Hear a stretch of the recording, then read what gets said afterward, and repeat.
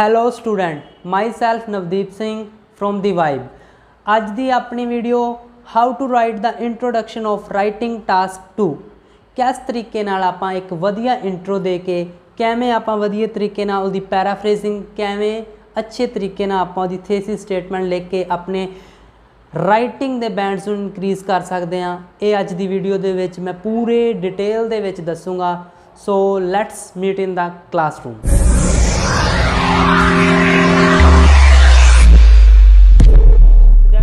पता ही है भी जो फस्ट इंप्रैशन अपनी इंट्रो का ही पैना।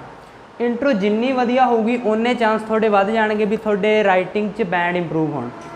जोड़े स्टूडेंट 5.5 बैंड से रह जाते हैं तो जोड़े 6+7+ तक जाते हैं उन्होंने 70% जोड़ा मैटर इंट्रो कर दिया। ठीक है, इंट्रो एक बच्चे ने किवें लिखी आ, किहड़े तरीके की पैराफ्रेजिंग की आ, किवें उन्हें थेसिस स्टेटमेंट लिखी आ, वो चीज़ां बहुत ज़्यादा मैटर कर दियाँ। देखो हुण आपां नूं पता ही आ भी इंट्रो हुंदी है एक इंट्रो दे विच मेन जिहड़े पॉइंट वो दो ही आउंदे आ। पहली तो आ गई अपनी पैराफ्रेजिंग, दैन सैकेंड आ गई थेसिस स्टेटमेंट। जनरल लाइन भी हुंदी आ पर जनरल लाइन इन्नी मैटर नहीं करती। जे तुसीं लिखोगे तां भी तुहाडे बैंड कट्टे नहीं जाणगे तो वधणगे भी नहीं। ठीक है, कोई मैटर नहीं करती। तो सीधी अपनी गल है जिहड़ी अपनी पैराफ्रेजिंग तो ही शुरू करांगे। जे आप पॉइंट तो शुरू करांगे उन्ने ही ज़्यादा चांस आ भी अपना जी इंट्रो ज़्यादा इफैक्टिव होगी। ठीक है, हुण जिवें अपना अज का टॉपिक ही आ, it is better to purchase a small number of expensive clothes than large number of inexpensive clothes. कहते भी ये चीज़ ज़्यादा बैटर आ की चीज़ भी घट कपड़े खरीदना पर किहड़े महंगे खरीदना किहदे तो लार्ज नंबर ऑफ इनएक्सपेंसिव क्लोथिज। कहने का मतलब सस्ते ज़्यादा कपड़े खरीदण नालों महंगे घट खरीद लो तो ज़्यादा अपना वधिया वा बैटर आ। तो जी मेन चीज़ की आ भी अपना ऐसे जोड़ा अपना ऐसे आ उहदा टाइप की आ वो चीज़ देखनी बहुत जरूरी आ। To what extent do you agree and disagree. इहदा मतलब की आ, एक तो हुंदा do you agree disagree. To what extent का मतलब की आ भी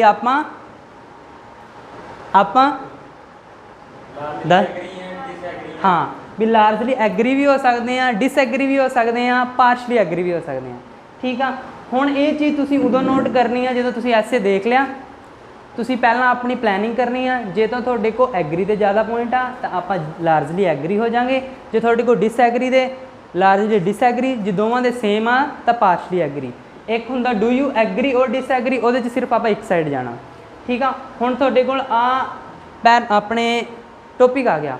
हुण तुसीं अपनी अपनी पैराफ्रेजिंग तैयार करो। एक बारी अपनी अपनी पैराफ्रेजिंग तैयार कर लो। तुहाडे कोल 2 मिनट आ।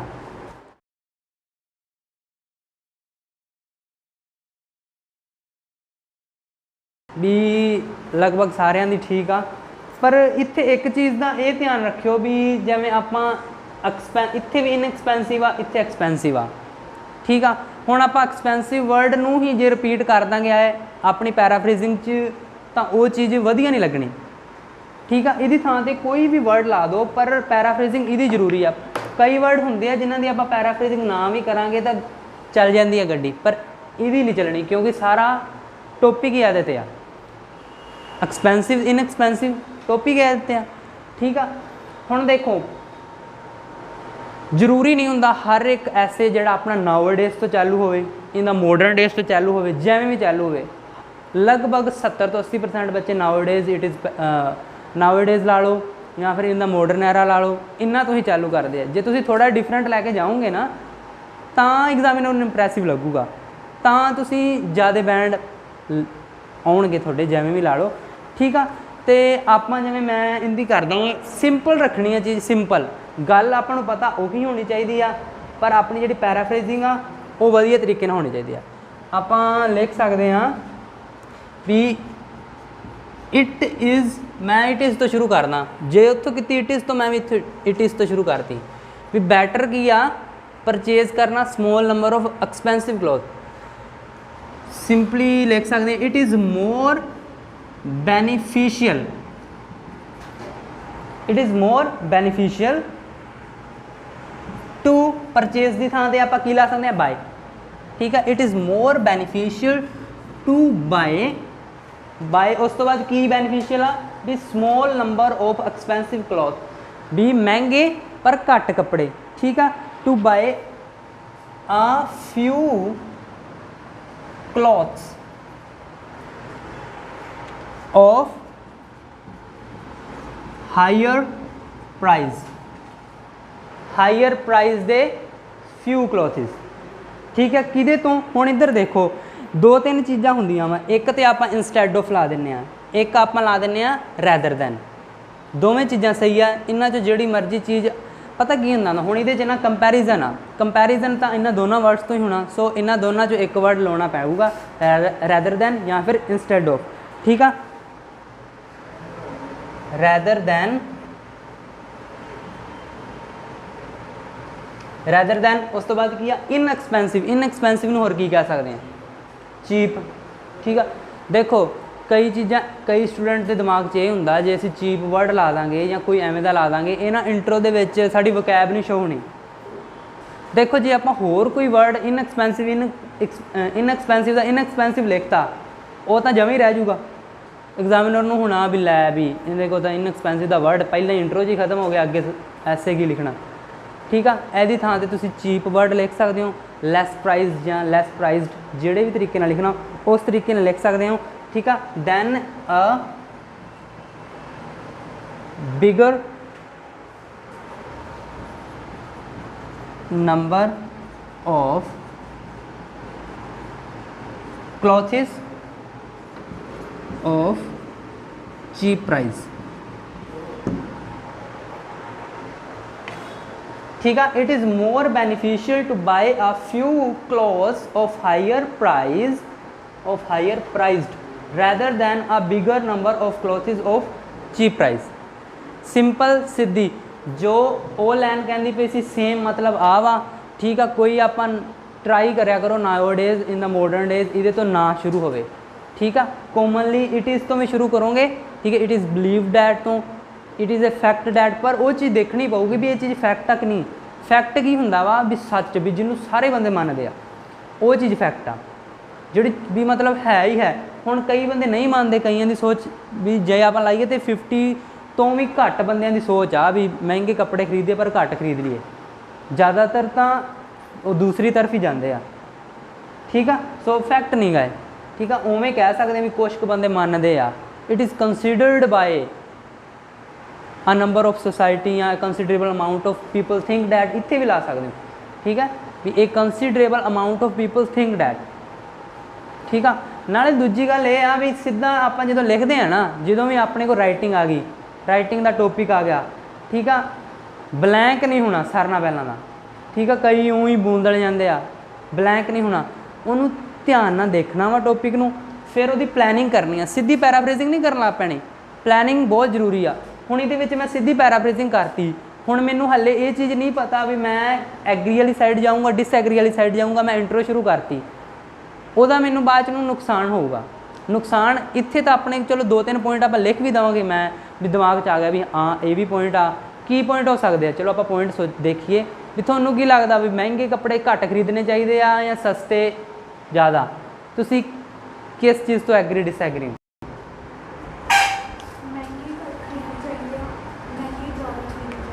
महंगे भावें महंगे खरीद लो भावें घट खरीदो हाँ क्योंकि क्वालिटी ठीक है चलो क्वालिटी ते की होंगे कंफर्टेबल होंगे चलो कंफर्टेबल आ गया comfortable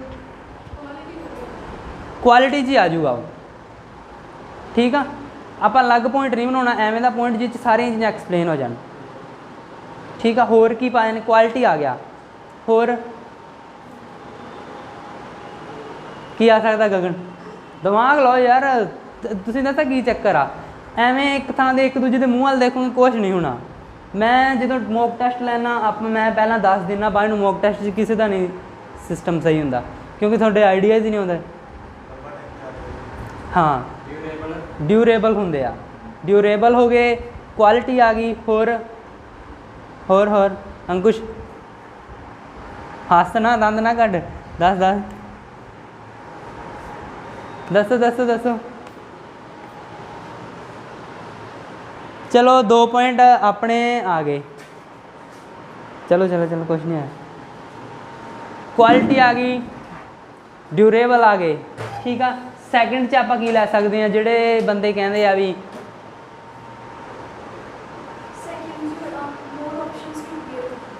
more options to where, ठीक है भी अपने को क्वांटिटी ज़्यादा हो जाती है ना। जे आप सस्ते कपड़े ज़्यादा ले लीए तो क्वांटिटी ज़्यादा हो जाती है भी ऑप्शनस ज़्यादा हो गए, वही चीज़ आ गई।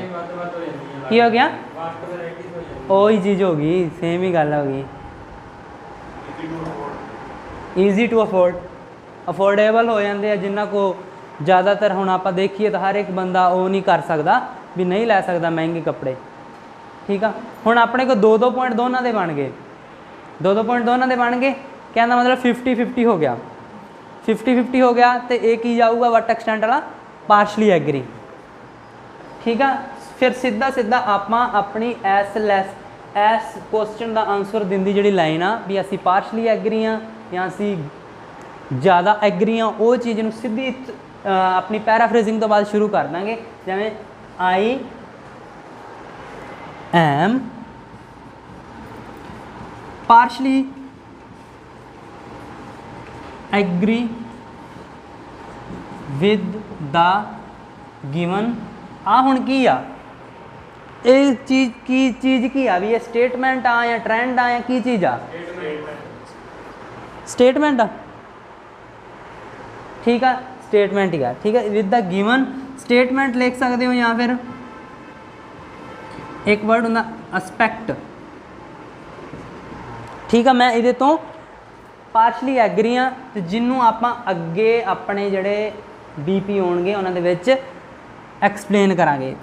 नाल दी नाल ही दी थेसिस स्टेटमेंट भी नाल दी नाल शुरू कर देंगे, विच विल बी डिस्कस्ड। बी तो बाद कई जाने डिस्कस कला लिख देंगे आ, बी तो बाद हमेशा थर्ड फॉर्म होती है, ठीक है। Discussed in upcoming paragraph with relevant conclusion.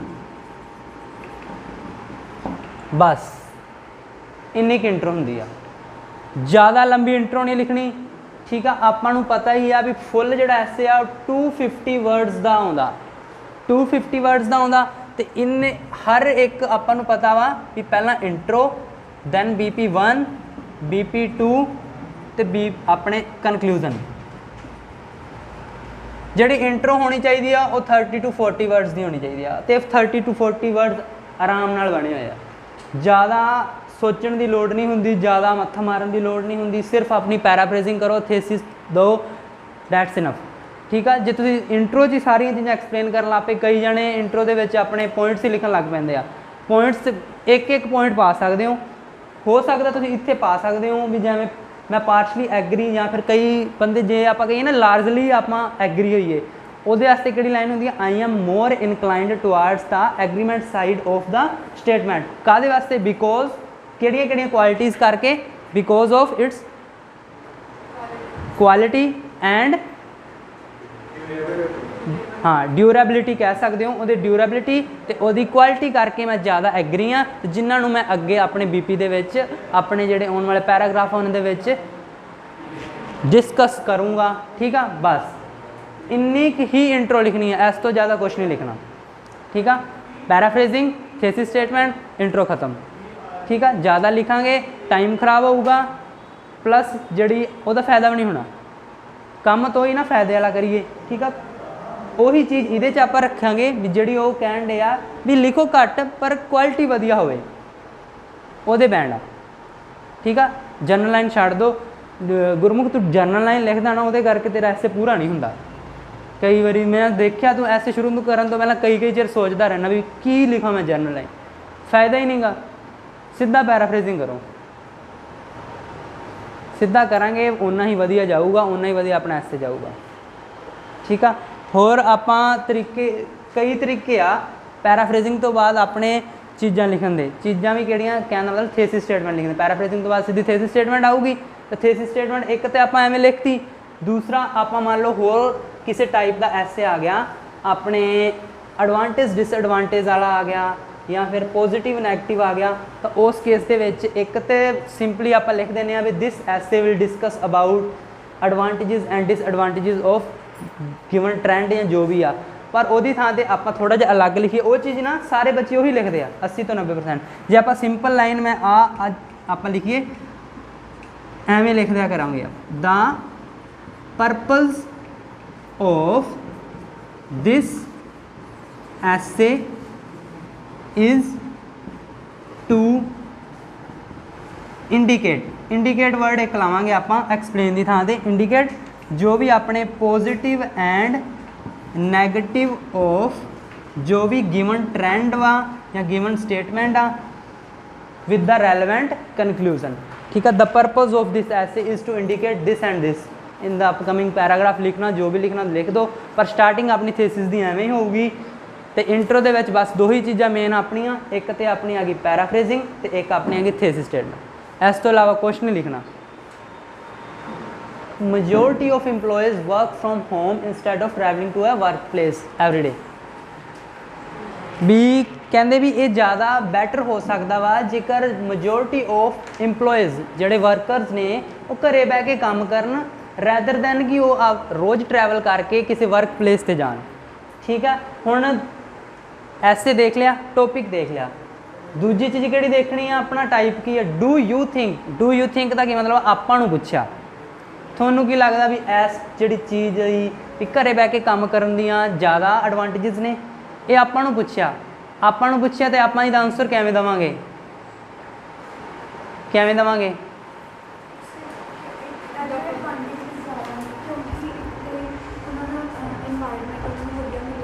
हाँ जी। ये चलो वो पॉइंट्स अलग आ भी मैं पुछदा भी आप इस चीज़ का आंसर इंट्रो च देवांगे जदों भी मैनू ये चीज़ लगती है वो स्टार्टिंग किवें करांगे।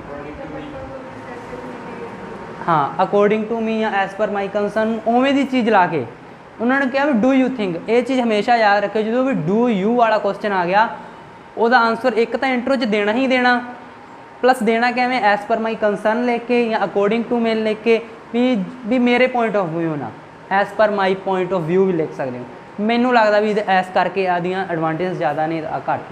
ठीक है, हुण सारे नाल पहलां अपनी गल आउंदी है इस चीज़ नूं सारे नाल पहलां यही चीज़ देखनी है भी ऐसे का टाइप किहड़ा तो उन्होंने मैं लिखना किवें आ।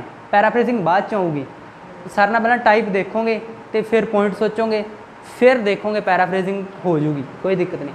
हुण देखो इहदी पैराफ्रेजिंग की हो सकती है। हर्ष बोल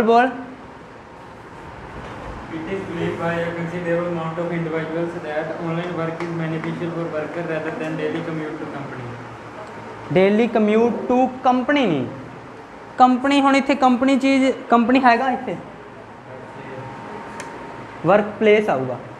ठीक है, वर्क प्लेस कंपनी वधिया नहीं लगता पहली गल तो देसी जिहा लगदा जमें हैं। हाँ, एवें दी चीज़ लिख सकते हो। ठीक है, की आ सकता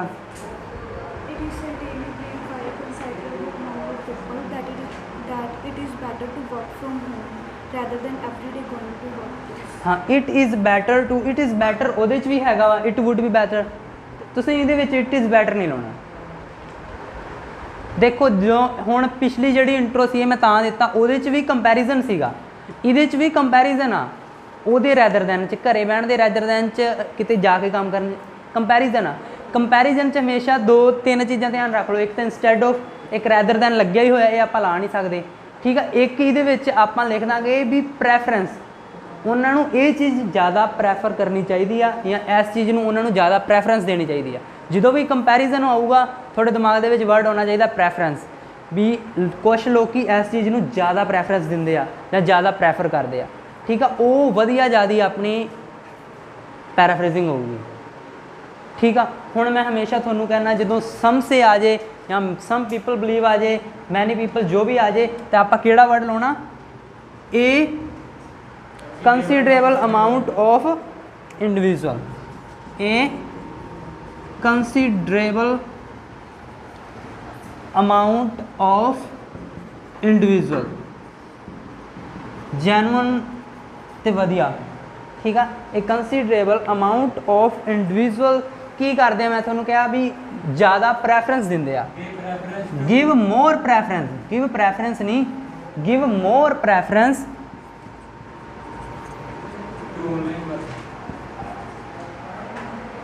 ਜ਼ਿਆਦਾ ਹੁਣ ਕਿਹਨੂੰ ਦਿੰਦੇ ਆ, ਵੀ ਘਰੇ ਬਹਿ ਕੇ ਕੰਮ ਕਰਦੇ। ਉੱਥੇ ਕੀ ਲਿਖਿਆ, work from home, online work ਵੀ ਕਹਿ ਸਕਦੇ ਹੋ ਤੁਸੀਂ, ਠੀਕ ਹੈ। ਹੋਰ ਜਿਹੜੇ ਵੀ ਤਰੀਕੇ ਨਾਲ ਤੁਸੀਂ ਲਿਖਣਾ ਤੁਸੀਂ ਲਿਖ ਸਕਦੇ ਹੋ।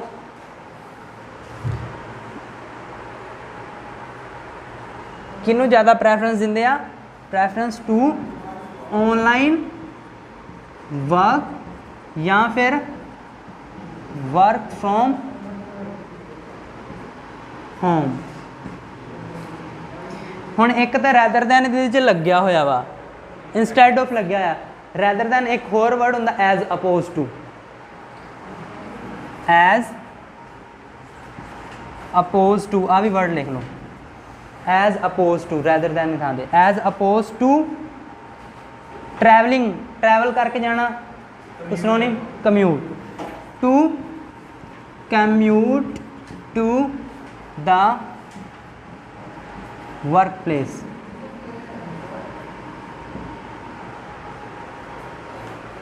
ठीक है, पैराफ्रेजिंग होगी, डायरैक्ट पैराफ्रेजिंग होगी, जिवें जिवें उन्होंने कहा वधिया तरीके नाल पैराफ्रेजिंग अपनी इत्थे होगी। हुण दूजा अपना की है do you think, do you think आ गया, ਜਦੋਂ ਵੀ डू यू वाली कोई भी लाइन आई उस चीज़ का इंट्रो च आंसर देना पऊगा, देना भी किवें पैना, as per my concern, according to me, my point of view. तुहानूं की लगदा किहदियां ज़्यादियां वा एडवांटेजेस ज़्यादा वा, तुहानूं की लगदा घरे बह के काम करन दियां? हाँ जी, टाइम सेव हुंदा, किवें? Do you think advantage of working from home outweigh, outweigh है जे तो आप कहदा भी हाँ भी मैनूं लगदा भी आउटवे आ, फिर तुसी एक साइड तो नहीं जाना, ज़्यादा लिखांगे आप एडवांटेजेस, एक छोटा जिहा बीपी डिसएडवांटेज है, जिवें 70-30 लिख दिंदे आप, ठीक है। जे तुसी कहता नहीं मैनूं नहीं लगदा, फिर तुसी डिसएडवांटेज ज़्यादा लिखोगे पर एडवांटेजेस भी लिखोगे। आउटवे का मतलब है तुहानूं की लगदा ज़्यादा वा कि नहीं ज़्यादा, जे तुसी एग्री हो गए हाँ भी मैनूं लगदा ज़्यादा वा, तो तुसी 70% ऐसे जिहड़ा वो एडवांटेजेस का लिखोगे, फ़ायदे लिखोगे, तो 30% तुसी ओहदियां डिसएडवांटेजेस लिखोगे, एक साइड नहीं जाना है, ठीक है। की लगदा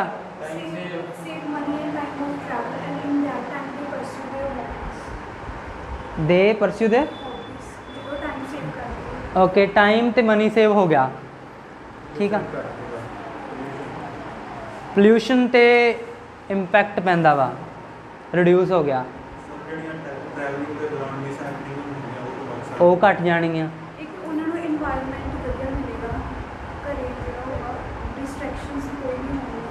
टाइम अपने फैमिली ने स्पेंड कर, हाँ वो रिजल्ट आ।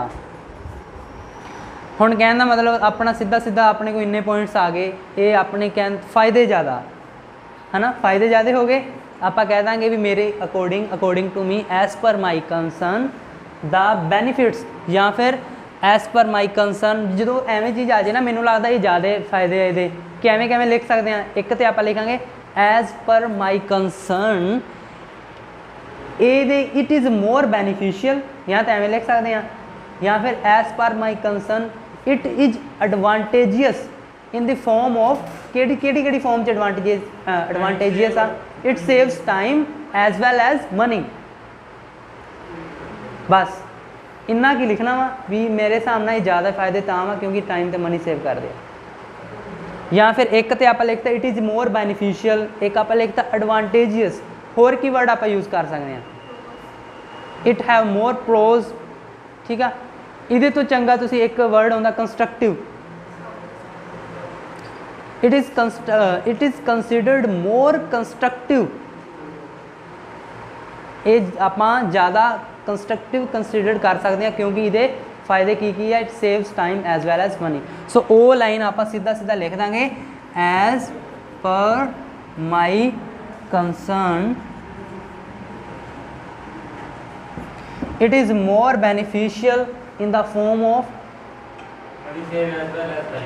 ठीक है, saving money as well as time, ठीक है, which will be discussed in the upcoming paragraph with the relevant example, या फिर ये आप ये भी लिखांगे which will be discussed in the upcoming paragraph with its disadvantage, क्योंकि डिसएडवांटेज भी लिखांगे ना वो भी लिख सकते हो। या फिर एवें हो सकता कि तुसी इत्थों तक खत्म कर दो भी it saves money and time, then the purpose of this essay is to indicate the advantages as well as disadvantages in the upcoming paragraph. तुसी उवें भी कर सकते हो, ठीक है।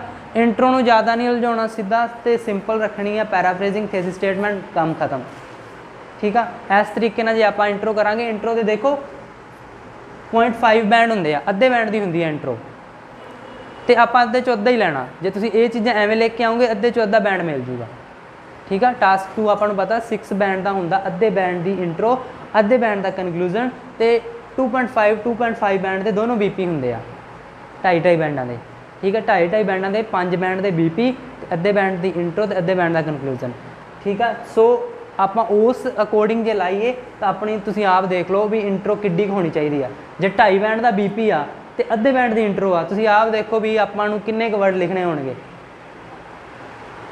पंजवां हिस्सा ही हो गया एक हिसाब का। जे आप बीपी च मान लो आप 100 वर्ड्स भी लिखते हैं तो इंट्रो च तो 20 वर्ड ही रह गए। सो ज़्यादा वड्डी ना लिखा करो इंट्रो।